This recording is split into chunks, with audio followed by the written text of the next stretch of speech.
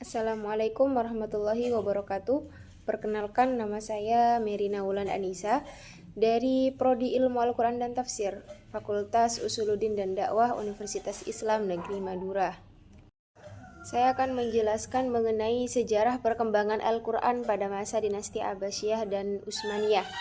Jadi yang pertama itu ada perkembangan Al-Quran pada masa dinasti Abbasiyah, yang mana ini terjadi pada tahun 750 sampai 1258 Masehi, yang berpusat di Baghdad dan menjadi masa keemasan ilmu pengetahuan Islam. Lalu ada khalifah yang terkenal pada masa dinasti Abbasiyah dalam perkembangan Al-Quran, diantaranya ada Al-Mansur, Harun Ar-Rasyid, dan Al-Ma'mun. Beliau-beliau ini juga sangat mendukung kajian Al-Quran. Lalu ada berdirinya Baitul Hikmah sebagai pusat penerjemahan dan penelitian ilmu-ilmu Al-Quran. Munculnya ulama-ulama besar seperti Ibnu Mujahid. Dan dalam hal ini beliau itu menetapkan 7 bacaan qiraat.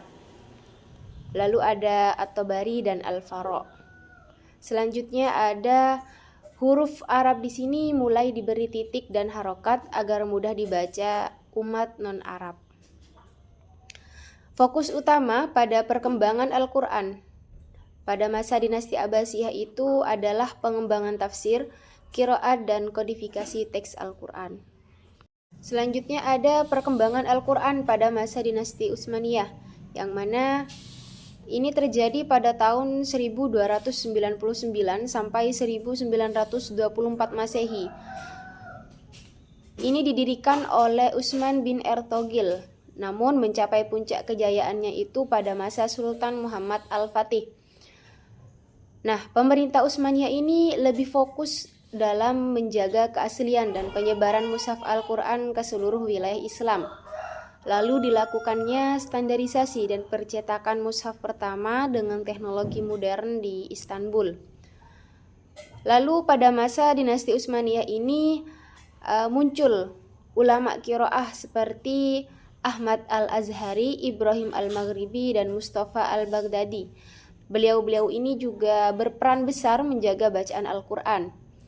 Lalu berkembangnya indah kaligrafi khat nasih dan sulut dipelopori oleh Hafiz Osman, dan didirikannya madrasah dan lembaga tahfidz di seluruh wilayah kekuasaan.